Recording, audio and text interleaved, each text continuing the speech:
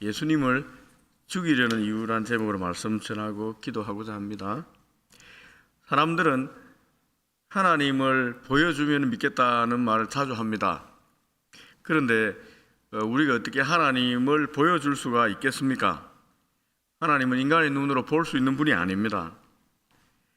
그래서 그런지 하나님께서는 하나님과 하나라고 하신 예수님을 이 땅에 사람으로 보내주셨습니다.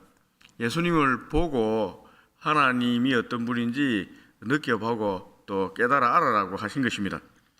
그런 의미에서 그들은 하나님이신 예수님을 직접 보았다고 할 수가 있습니다. 예수님을 통해서 하나님을 직접 본 것입니다. 그런데도 그들은 하나님과 동일하다고 하신 예수님을 믿지 않았습니다.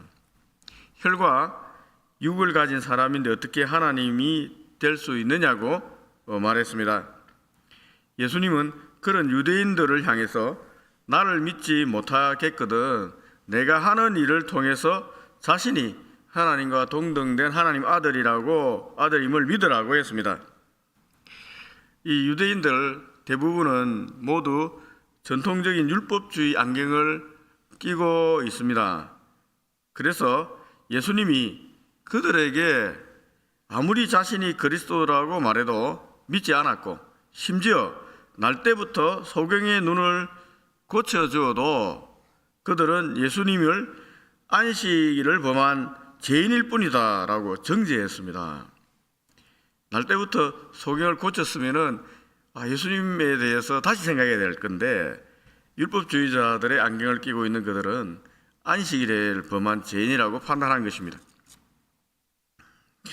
예수님은 날 때부터 소경의 눈을 뜨게 하는 기적을 보여주어도 자신을 이 땅에 온 하나님의 아들이라고 믿지 않자 이제 공생의 마지막 유월절 전에 십자가에 달리기 전입니다.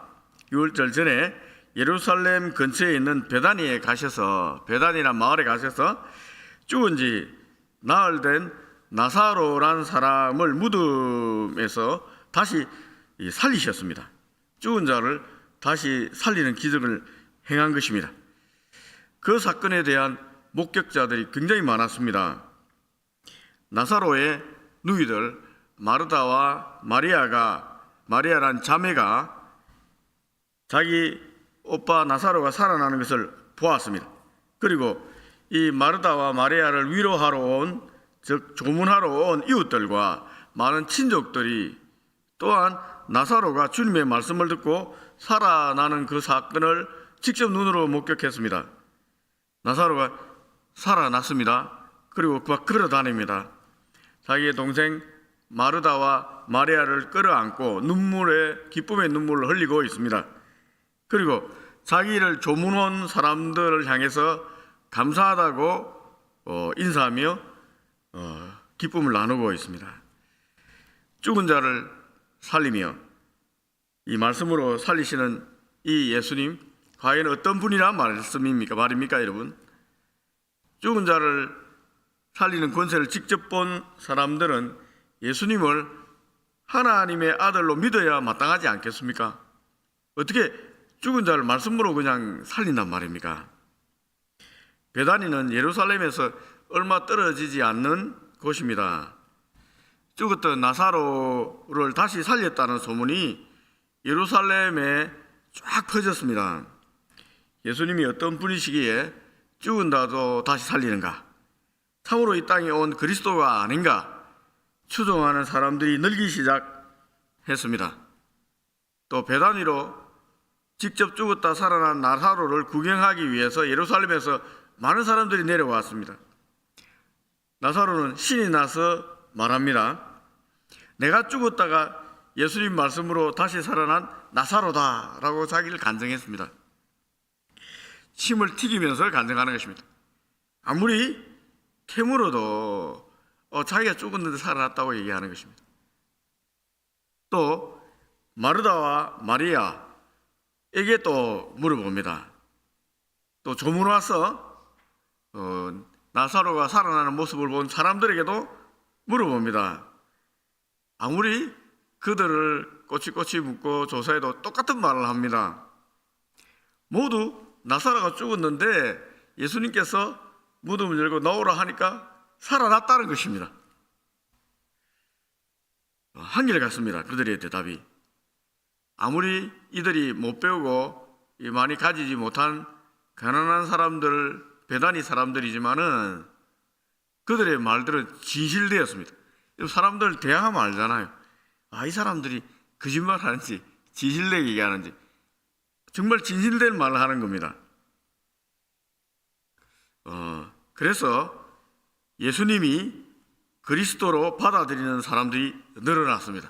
점점 늘어나는 것입니다. 그러나 눈으로 보고도 믿지 않는 사람들이 많이 있습니다. 눈에 유대교 율법주의 안경을 끼고 있는 사람은 아무리 예수님이 죽은 나사로를 살렸다고 해도 믿지 못했습니다. 그래서 그들은 그들의 종교 지도자인 바리새인들에게 찾아가서 예수님이 하신 일을 보고했습니다. 예수님이 사람을 살렸다라고 보고한 것입니다. 바리새인들과 종교 지도자들이 깜짝 놀라서 그들이 조사관들을 파견했습니다. 조사시켰습니다. 그런데 그들도 동일한 결론을 가지고 왔습니다. 나사로가 진짜 죽었는데 살아났습니다 라고 보고한 것입니다. 이 보고를 들으면 여러분, 하나님을 섬기는 종교 지도자들이라면 당연히 예수님이 하나님이 보낸 하나님 아들 그리스도라고 믿어야 하지 않겠습니까? 종교 지도자들이잖아요. 하나님 신앙하는 사람들이지 않습니까? 그런데 그들은 정반대의 결정을 했습니다. 오늘 읽은 이 53절 내용입니다. 53절 보십시오. 이렇게 되어 있습니다. 이날부터 그들이 예수를 죽이려고 모의하니라. 예수님을 죽이려고 결정했던 거예요. 예수님이 죽은 자를 살렸다고 보고를 듣자 예수를 죽여버려야 되겠다, 이렇게 결정한 것입니다. 그렇다면 도대체 왜 이들은 죽은 자를 살리신 하나님 아들, 참 하나님 아들의 권세를 가진 예수님을 죽이려고 하는 것일까요? 사람을 살렸다고 죽이려고 하는 겁니다. 참 아이러니 아닙니까? 그죠? 유대교 지도자들은 급하게 산헤드린 공의회를 소집했습니다.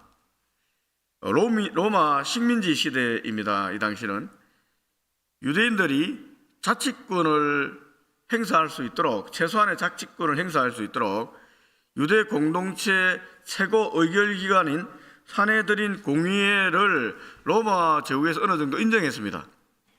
그러니까 최고 유대 공동체의 행정기관이자 입법기관이자 이 사법기관이라고 할 수 있는 산헤드린 공의회가 열린 것입니다. 공의회는 대제사장 그리고 장로들, 서기관들로 구성되어 있습니다. 따라서 공식적인 이스라엘 최고 기관이 산헤드린 공의회입니다. 그 공회가 열린 것입니다. 바리새인들이 이제 조사해서 예수님이 사람 살렸다는 것이 사실임이 증명되자 놀라서 이 산헤드린 공회를 소집한 것입니다. 그들이 공식적인 이스라엘 공회에서 예수님이 누구인가 라는 주제를 가지고 논의가 시작된 것입니다. 공회에서 어떤 일이 벌어졌을까요? 오늘 본문에 적혀 있는 것이 그 내용입니다. 먼저 그들은 주님이 행한 기적이 사실임을 인정했습니다. 논의해 봤는데 사람을 살린 게 사실이다, 나사로를 살린 게 사실이다 라고 인정했습니다. 47절입니다. 이에 대제사장들과 바리새인들이 공회를 모으고 이르되 이 사람이 많은 표적을 행하니 우리가 어떻게 하겠느냐. 이 많은 표적, 이 중에 이제 나사로를 살린 표적이 들어가는 거예요. 이 대표적인 표적이 초막절에 있었던 날 때부터 소경을 고친 일입니다. 그리고 수전절 지나서 6월절 되기 전 그 사이에 예루살렘 근처 베다니 마을에서 죽었던 나사로를 살린 기적입니다. 여러분, 날 때부터 명예를 고치고 죽은 자를 살린 이 기적, 이런 많은 기적을 행하니 사람들이 예수님을 믿기 시작한다는 것입니다. 이것은 사실입니다 라고 이제 논의가 시작된 것입니다. 두 번째, 주님의 기적이 가지고 올 결과에 대해서도 그들은 분명히 알고 있었습니다. 48절 초반절 보십시오. 만일 그를 이대로 두면 모든 사람이 그를 믿을 것이요. 예수님이 하나님이 아니면 할 수 없는 기적을 계속해서 보이면 어떤 일이 벌어지겠습니까, 여러분? 당연히 사람들은 예수님을 하나님의 아들이요, 이 땅에 온 그리스도로 믿게 될 것입니다. 그뿐 아닙니다.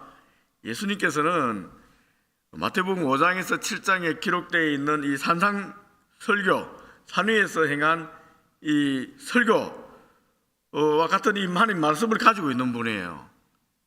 산상설교를 들은 사람들이 모두 놀라서 한결같이 지금까지 들어보지 못한 권세 있는 말씀이다 라고 모두 감격했거든요. 감동을 했거든요. 하나님의 아들로서 하나님 나라의 복음을 가지고 있는, 말씀을 가지고 있는, 진리의 검을 가지고 있는 예수님입니다. 그리고 하나님이 아니면 할 수 없는 기적들을 행합니다. 그러면 어떤 일이 벌어지겠습니까, 여러분? 예수님 그리스도라고 인정하고 따르는 건 당연한 것입니다. 그러니 종교 지도자들도 하나님 말씀을, 구약을 가지고 메시아를 기다리고 있었으니 당연히 예수님 말씀도 조사했고 예수님 행할 일도 조사했으면 자신들이 먼저 나서서 예수님께 경배하고 그리스도로 인정하고 영접해야 마땅하지 않겠습니까? 그렇게 해야 됩니다. 그들은 성경도 알고 메시아를 기다리고 있는 유대 지도자들 아닙니까? 그런데 그들은 예수님을 끝까지 그리스도라고 인정하지 않았습니다. 오히려 예수님을 죽여야 한다라고 결론을 내었습니다. 도대체 이런 결론을 내리게 된 이유는 뭡니까? 그들이 내세운 논리를 한번 들어보십시오. 48절 후반절입니다. 예수님을 죽여야 되는 이유입니다. 그들이 내세운 논리입니다. 48절 후반절에 이렇게 되어 있습니다. 로마인들이 와서 우리 땅과 민족을 빼앗아가리라. 왜 갑자기 예수님이 그리스도인가 얘기하다가 로마인 이야기가 나옵니까? 로마인들 이야기가 나옵니까, 여러분? 그들이 가지고 있었던 잘못된 메시아 상 때문에 그렇습니다. 그리스도 상 때문에 그렇습니다. 그들은 다윗의 후손으로 온 다윗과 같은 전쟁 영웅으로서 이 땅에 올 그리스도 상을 가지고 있었습니다. 그 당시 이스라엘은 이방인 로마 제국의 식민지였습니다. 그리스도가 이 땅에 왔다는 것은, 자기들이 생각하는 그리스도가 이 땅에 왔다는 것은 로마 제국을 대상으로 해방 전쟁을 일으킨다는 것을 의미합니다. 이제 전쟁이 나는 거예요. 로마 제국과 싸워서 이스라엘을 해방시킨다는 겁니다. 그들이 생각한 그리스도는 평화의 왕이 아니라 전쟁의 왕이에요. 다윗과 같이 전쟁하면서 승리하는 그런 그리스도를 원했습니다. 그런데 아무리 예수님에 대해서 보고를 듣고 조사해도, 그리고 고민해봐도 예수님이 행하는 이런 기적들, 귀신을 쫓아내고 병자를 고치고 천국 복음을 전파하는 이런 기적들로는 이 예수님이 그 당시 최강 중장보병을 가지고 있는 로마 제국군과 싸워서 승리할 수 없을 것 같습니다. 자기가 기다려왔던 이런 메시아상이 아닌 거예요. 이 예수님 정말 나약해 보이는 겁니다. 사람 살리고 귀신 쫓아내는 그 정도로는 이 군인들과 로마군과 싸워 승리할 수 없는 것 같아요. 그들은 예수 그리스도가 이끄는 이스라엘 백성들이 로마 제국군과 싸워서 이 패해서 그들의 잔인한 칼날에 무수히 죽어가는 그런 장면이 떠올랐습니다. 그리고 전쟁은 모든 기득권들을 무효화시킵니다. 이게 가장 결정적인 이유입니다. 로마인들에 대해 두려워하는 이유가 여기 있습니다. 대제사장들과 기득권자들이. 당시 대제사장은 모세율법, 구약의 율법대로 이 레위 가문에서 뽑혀서 합법적인 제사장 가문에서 선출되지 못했습니다. 뇌물을 먹이고 로마 총독이 임명한 제사장들이에요. 대제사장입니다. 그런 자들이 로마와 척을 지면서 싸우면 자신들이 그동안 이룩한 경제적인 업적들, 경제적인 시스템, 안정적이잖아요. 정치적인 시스템, 이 모두 다 버려야 된다는 것입니다. 완전히 사라진다는 것입니다. 뇌물 바쳐서 대대사장이 된 이 사람이 이 자기가 본전도 뽑기 전에 이 완전히 망하게 되는 거예요. 전쟁 나면은, 로마 제국과 전쟁하면은. 이 대대사장이 내세운 예수 그리스도의 해결책은 무엇일까요? 한번 들어보십시오. 50절입니다. 한 사람이 백성을 위하여 죽어서 온 민족이 망하지 않게 하는 것이 너희에게 유익한 줄을 생각하지 아니하는도다. 야, 이 예수란 사람을 죽여서 우리가 안전한 것이 더 좋지 않느냐. 그러니까 예수를 죽이자. 그러니까 그리스도라도 죽이자. 이 얘기한 것입니다. 놀라운 아이러니한 발언입니다. 여러분, 정말 역설적인 발언이 아니겠습니까? 한 사람, 즉 예수님이 이스라엘 민족을 살리기 위해서 홀로 대신 죽어야 한다고 논리를 내세운 것입니다.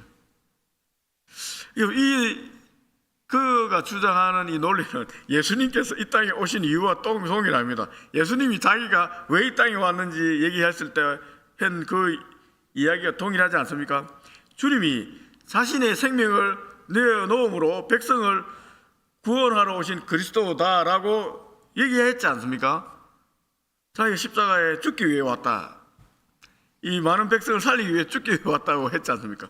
이 동일한 얘기를 하고 있는 것입니다. 요한 사도는, 이 요한복음을 기록한 요한 사도는 대제사장의 말에 대해서 해설을 덧붙였습니다. 그가 스스로 한 말이 아니라는 것입니다. 자신도 모르게 자신의 직분이 그의 대제사장이기 때문에 하나님께서 그 직분에 맞는 일을 하도록 예수님이 십자가에 돌아가실 것을 예언하도록 사용하셨다라고 해석했습니다. 정말 이 아이러니한 일이 일어납니다. 모든 것이 협력해서 선을 이루시는 하나님께서 이 악한 대제사장의 이 마음도 사용하신 거예요.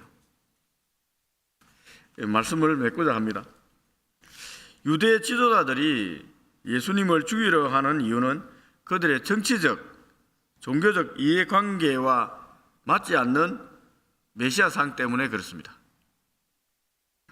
예수님이 행한 기적과 그가 보여준 하나님의 권능은 그들이 기다려왔던 메시아의 모습과는 달랐습니다.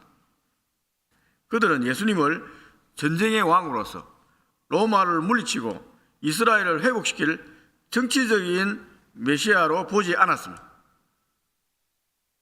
오히려 그들은 예수님의 행적이 로마 제국과의 갈등을 촉발시킬 수 있다고 의뢰했습니다. 자신의 기득권을 지키기 위해서 예수님을 제거하려고 한 것입니다. 그러나 예수님은 그들의 기대와는 다른 방식으로 인류를 구원하기 위해서 이 땅에 온 메시아입니다. 그리스도이십니다. 대제사장이 예언한 것처럼 예수님은 십자가에 죄 없는 한 사람으로 죽으심으로 이 모든 인류의 죄를 해결하기 위해서 이 땅에 오셨습니다. 주님의 십자가와 부활 사건이 여러분 기적 중의 기적입니다. 하나님의 아들이 피조물인 사람이 되셨고 또 피조물인 죄인들인 우리를 위해서 자기의 목숨을 십자가에 내어주신 이 십자가 사건, 여러분 우리가 어떻게 이해할 수가 있겠습니까? 하나님이 어떻게 인간을 위해서, 우리를 위해서 죽을 수 있겠습니까? 근데 예수님 죽었습니다. 이게 기적입니다. 그리고 다시 살아나셨어요. 이 십자가의 부활의 기적, 하나님의 절대적인 사랑이 아니면 불가능합니다. 여러분, 사랑하면 기적이 일어나는 거예요. 사랑이 기적입니다. 사랑하면 살 길도 열립니다, 여러분. 예수님이 우리를 사랑하니까 기꺼이 십자가에 자기의 목숨을 내놓은 것입니다. 이게 기적이에요. 하나님 아버지가 우리를 사랑하니까 기꺼이 자기 하나뿐인 독생자를 우리에게 내놓으신 것입니다. 그러니 예수님의 십자가의 죽음은 우리 인간의 머리로 이해할 수 없는 기적 중의 기적입니다. 그리고 부활하심도 기적입니다. 그 주님의 십자가의 사랑의 복음을 듣고 믿는 사람이 많았습니다. 지금도 있습니다. 그런데 믿는 사람도 있고 거부하는 사람도 있습니다. 십자가에 달린 예수님을 믿는 믿음이 우리에게는 있습니다. 그래서 새벽 이 자리에 왔지 않습니까? 여러분, 하나님께 감사하는 시간 되면 좋겠습니다. 아무리 얘기해도 믿지 않는 사람이 많은데 우리는 믿어졌잖아요. 우리는 믿기지 않습니까? 그 은혜, 그 사랑을 아니까 예수님 믿고 이 새벽을 깨워서 예수님 만나기 위해 이 자리에 오신 것 아닙니까? 여러분, 새벽에 하나님의 은혜를 깊이 있게 묵상하고 하나님 우리에게 베풀어 주신 기적, 십자가의 사랑을 깊이 있게 또 고민하면 좋겠습니다. 예수님이 기적이 우리에게 있잖아요. 예수님 사랑이 있다는 건 우리가 기적의 사람이 되었다는 거예요. 우리도 예수님 사랑을 가지고 나눠주면은 다른 사람들이 살아나는 그런 기적이 일어난다는 것입니다.